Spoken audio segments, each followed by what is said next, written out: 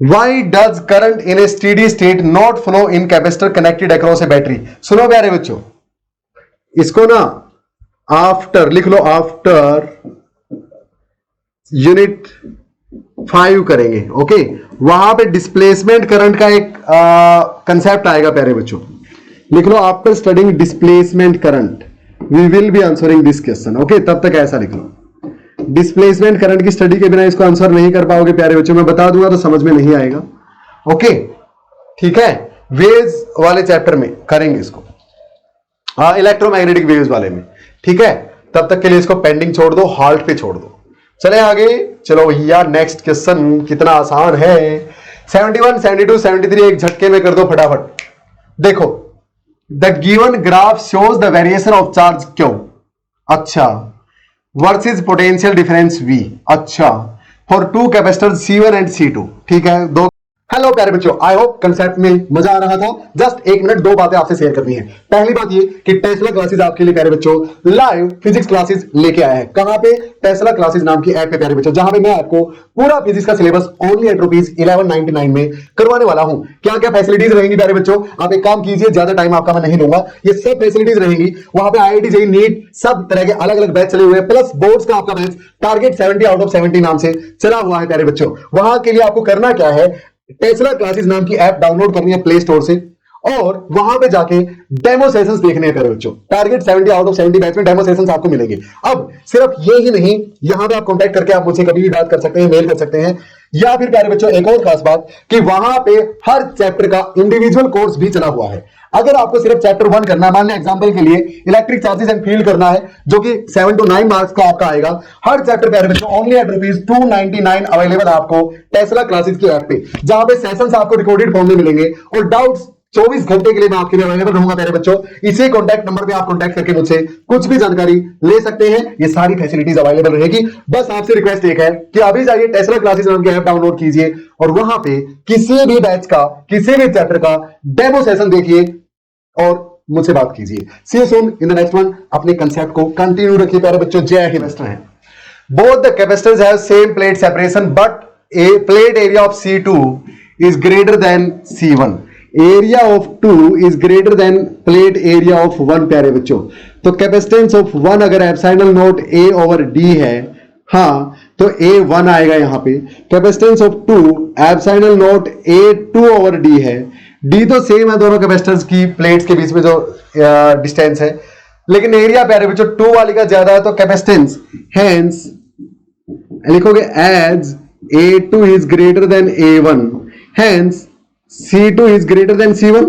हाँ, अब इस ग्राफ में प्यारे बच्चों C2 की कौन है A और B में से, और C1 कौन सा कैपेसिटर है A और B में से, कैपेसिटेंस है A और B में से, कैसे निकालोगे? सुनो प्यारे बच्चों, Q बाई V आपको क्या देगा? स्लोप देगा, और आपको पता है Q बाई V क्या होता है? C होती है, यानी slope of the Q versus V graph will give you the capacitance. हाँ, अब स्लोप किसकी ज्यादा है? A की ज्यादा है, तो स्लोप अगर A की ज्यादा है तो A का कैपेसिटेंस ज्यादा है B से।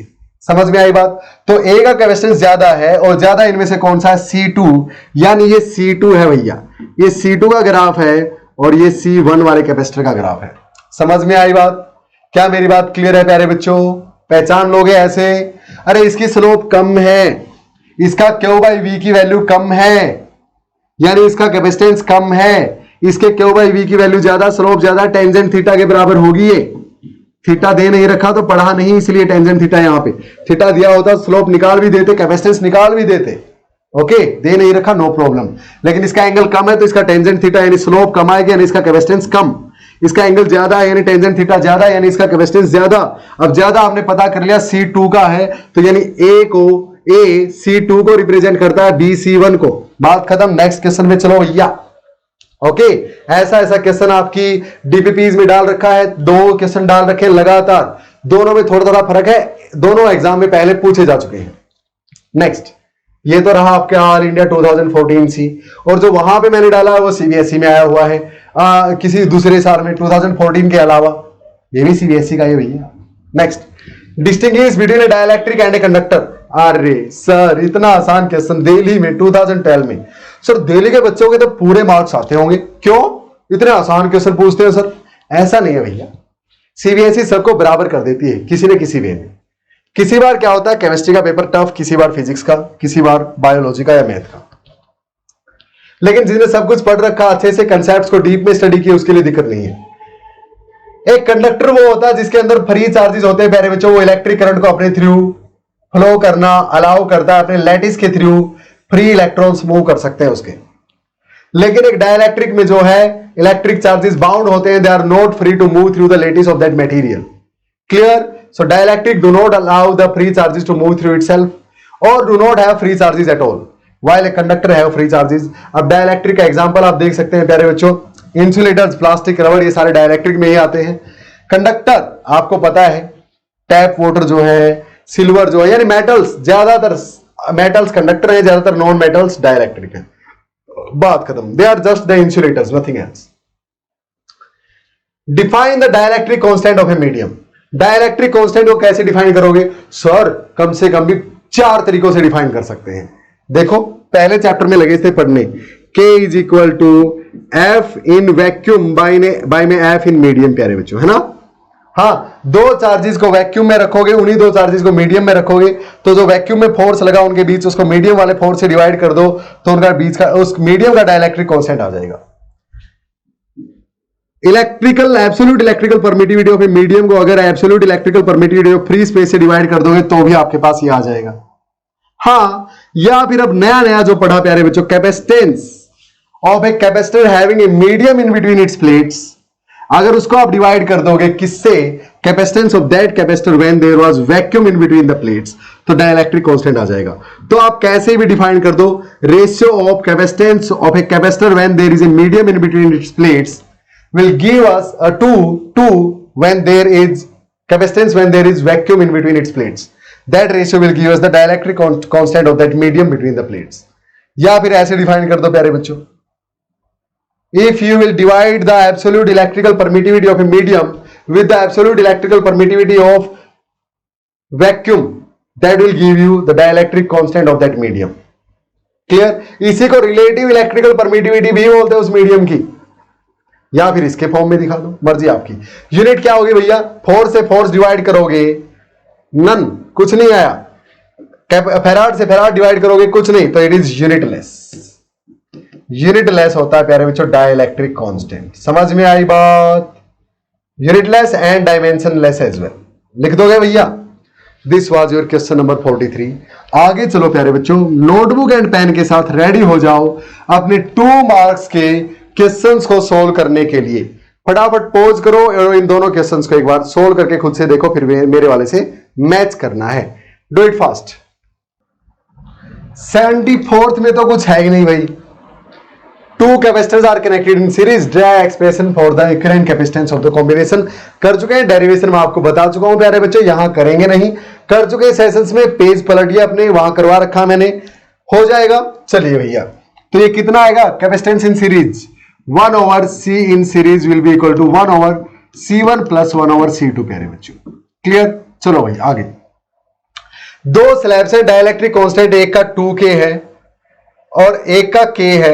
Fill the space between the plates of a parallel plate capacitor of area A and plate separation D as shown. अच्छा, find the expression for capacitance. प्यारे बच्चों, ये 2 पैरेलल प्लेट कैपेसिटर की तरह काम करेगा, एक यहां तक वाला और एक यहां तक वाला, और दोनों सीरीज में है। देखो एक दूसरे के साथ, दोनों सीरीज में है एक तरह से। हाँ, तो इसका कैपेसिटेंस अगर मैं C1 मानूं और इसका C2 मानूं प्यारे बच्चों, तो निकाल लेते हैं कितना आएगा। हाँ, अब कैपेसिटेंस होता है कैपेसिटर का epsilon naught A over D। हाँ, लेकिन अगर प्यारे बच्चों इस कैपेसिटर में कोई डाइलेक्ट्रिक भरा है 2K डाइलेक्ट्रिक कांस्टेंट वाला, तो इसका कैपेसिटेंस K टाइम बढ़ जाता है। हाँ, तो अब देखो एप्सिलॉन नॉट, तो एप्सिलॉन नॉट एरिया कितना प्लेट्स का A है प्यारे बच्चों, वो चेंज नहीं हो रहा, वो तो एरिया तो प्लेट्स का सेम ही है सबका। अच्छा, D कितना है? इस वाले कैपेसिटर के लिए D की वैल्यू D/3 है, तो D/3 पुट कर दूंगा। और K की वैल्यू, कैपेसिटेंस K टाइम बढ़ जाता है जब कोई डाइलेक्ट्रिक कांस्टेंट आता है, K की वैल्यू 2K है, तो यहां पे 2K लिख दूंगा। समझ में आया? क्लियर? सो ये C1 आ गया अपने पास। इसी तरह C1 को मैं क्या लिख सकता हूं प्यारे बच्चों? 3 ऊपर जाएगा, 6 के epsilon not a over D. अच्छा भाई, अब C2 लिख दो। C2 क्या होगा? वैसे तो epsilon not a over D होता है कैपेसिटेंस, लेकिन यहां पे डाइलेक्ट्रिक कांस्टेंट है कोई ना कोई, तो K टाइम बढ़ जाएगा। डाइलेक्ट्रिक कांस्टेंट टाइम्स कैपेसिटेंस बढ़ जाएगा, और डाइलेक्ट्रिक कांस्टेंट K है तो K टाइम बढ़ जाएगा। 2K था तो 2K बढ़ गया था। अब यहां पे एप्सिलॉन नॉट भी उतना ही, A भी उतना ही, लेकिन इसका D 2D/3 है प्यारे बच्चों, 2D/3 है। तो यहां पुट करो 2D/3, that will be equal to 3 ऊपर जाएगा तो 3K एप्सिलॉन नॉट A, और नीचे प्यारे बच्चों 2D/3 था, 3 ऊपर गया तो नीचे बच गया 2D। क्लियर है? अब दोनों में कांस्टेंट कॉमन क्या है? K epsilon naught A over D, K epsilon naught A over D। तो प्यारे बच्चों C, ये दोनों सीरीज में हैं, तो आपको नेट निकालना है C1 और C2 का। तो C1 C2/C1 प्लस C2 हो जाता है सीरीज में। हाँ, दो कैपेसिटेंस का नेट कैपेसिटेंस जब वो सीरीज में हो तो इतना आएगा। तो लिख दो भैया। अब इन दोनों को मैं मल्टीप्लाई करूंगा तो यहां पे क्या आएगा मेरे पास? इन दोनों को सॉरी मल्टीप्लाई करेंगे तो करो भैया मल्टीप्लाई। तो ये आया 6। अब दोनों में से मल्टीप्लाई कर दूंगा, चलो कर दो फटाफट। 6K epsilon naught A over D। अच्छा, इनटू में 3/2 यानी 6 3 जा 18 और बाई में 2, और ये प्यारे बच्चों K का भी स्क्वायर, एप्सिलॉन नॉट का भी स्क्वायर, A का भी स्क्वायर और D का भी स्क्वायर जब मल्टीप्लाई किया तो ये 18 को 2 9 पे काट देगा। क्लियर है इतनी बात? अब C1 प्लस C2, अब इसको इसमें ऐड करूंगा तो K epsilon naught A over D common आ जाएगा, अंदर बचेगा 6 प्लस 3/2। मानते हो प्यारे बच्चों? और ये K epsilon naught A over D, K epsilon naught A over D को कैंसिल कर देगा, यानी अकेला ये बच जाएगा। समझ में आया? So C net will be equal to, ऊपर बचा 9 times K epsilon naught A over D, और नीचे है प्यारे बच्चों एलसीएम ले लो 2, तो ये 12 प्लस में 3 15/2 आ गया। तो अब आगे लेके चलेंगे तो 9 इंटू 2/15 हो जाएगा, और K times epsilon naught A over D आ जाएगा। 3 3 जा 9, 3 5 जा 15, यानी 6/5 K epsilon naught A over D answer आ गया। ये नेट कैपेसिटेंस बचा। आसान था भैया, थोड़ा सा लेंथी था बस कैलकुलेशन करके, अदरवाइज बिल्कुल आसान था, कर सकते हो। This was your question number 75 76 और फिर 77 तो बिल्कुल महान क्वेश्चन है। यहां पे गलती से इसने 2 नंबर पे दे दिया प्यारे बच्चों, ये 5 मार्क्स में भी आपको दे दे तो भी गलत नहीं है। इंपॉर्टेंट लिख लेना इस पे। सीबीएसई 2019 में पूछा गया, ज्यादातर बच्चे गलत करके आए, क्यों करके आए बताऊंगा, यहां फोकस करो एक बार। क्वेश्चन नंबर 76, कभी भी आपको प्यारे बच्चों इस तरह की अरेंजमेंट दिख जाए जैसे यहां पे दिख रही है, इसको बोलते हैं व्हीटस्टोन ब्रिज। ऐसे ऐसे ऐसे ऐसे और बीच में ये ऐसे, इसको व्हीटस्टोन ब्रिज तब बोलते हैं प्यारे बच्चों जब दिस बाय दिस करने पे दिस बाय दिस के इक्वल आए। देखो 4/2 यानी 2 इज इक्वल टू 6/3 यानी फिर से 2। हाँ, तो इनकी रेशियो इसकी रेशियो के बराबर है प्यारे बच्चों। तो ऐसा अगर कहीं हो रहा हो तो उसको बोलते हैं व्हीटस्टोन ब्रिज बन गया। और उस केस में अगर इनकी रेशियो सेम आए तो इसका कोई काम नहीं रह जाता। ओके, इसको हटा देना, ये फालतू में है सर्किट में, बस बन गया आसान। व्हीटस्टोन ब्रिज के बारे में पढ़ाऊंगा नेक्स्ट चैप्टर में, अभी नहीं। ओके, हाँ, तब ये बिल्कुल आपके लिए हलवा हो जाएगा। अभी सुनो, अभी हलवा नहीं है। अभी कैसे है? अब तो बिल्कुल हलवा हो ही गया, बता ही दिया। तो 4 माइक्रोफेराड, 4 माइक्रोफेराड, फिर यहां पे 2 माइक्रोफेराड, ऐसे बना सकता हूं इसको। हाँ, बीच में कोई नहीं है, ये तो हट ही गया, अब इसका कोई काम नहीं। ये दो ऐसे प्यारे बच्चों, तो एक ये और एक ये वाले ऐसे, ये कितने हैं? 6 और 3, 6 माइक्रोफेराड, 3 माइक्रोफेराड, और ये ऐसे गया, ये ऐसे सॉरी, ये ऐसे और ये ऐसे, और 6 वोल्ट है, 3 वोल्ट है, 3 वोल्ट, ये पॉजिटिव ये नेगेटिव। क्लियर है प्यारे बच्चों? बता दो कितना कितना कितना टोटल चार्ज स्टोर होगा पूरे नेटवर्क पे। नेटवर्क पे टोटल चार्ज यहां से जो निकलेगा प्यारे बच्चों, वो टोटल कैपेसिटेंस इंटू में टोटल वी के बराबर होगा। टोटल वी तो 3 है, लेकिन टोटल कैपेसिटेंस कितना है भैया वो निकाल लो। ये दोनों सीरीज में 4 और 2 सीरीज में प्यारे बच्चों मिलके कितना बनाएंगे? 4 और 2 सीरीज में मिलके नेट बनाएंगे 4 इंटू 2 बाई में 4 प्लस 2, पता है आपको 8 बाई में 6, 4 बाई में 3 माइक्रो फैराड। ये दोनों 6 और 3 सीरीज में है, 6 इंटू 3 बाई में 6 प्लस 3, 18 बाई 9 2 माइक्रो फैराड बना देंगे, टोटल 2 माइक्रो फैराड यहां बन जाएगा। तो दोनों मिलके, अब ये पैरेलल में है प्यारे बच्चों, 4 बाई 3 और 2, तो दोनों को ऐड करके एक लिख सकता हूं। हाँ, दोनों को ऐड करके एक लिख दूंगा। ये कितना है, दोनों पैरेलल में थे तो 4 बाई 3 प्लस 2 नेट आएगा, तो 3 एलसीएम 4 प्लस में 6 यानी 10 by 3 micro farad net capacitance है सिस्टम का नेट।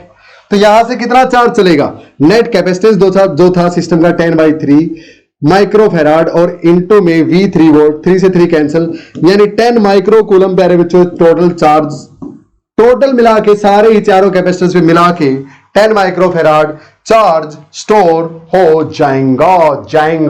क्लियर है प्यारे बच्चों।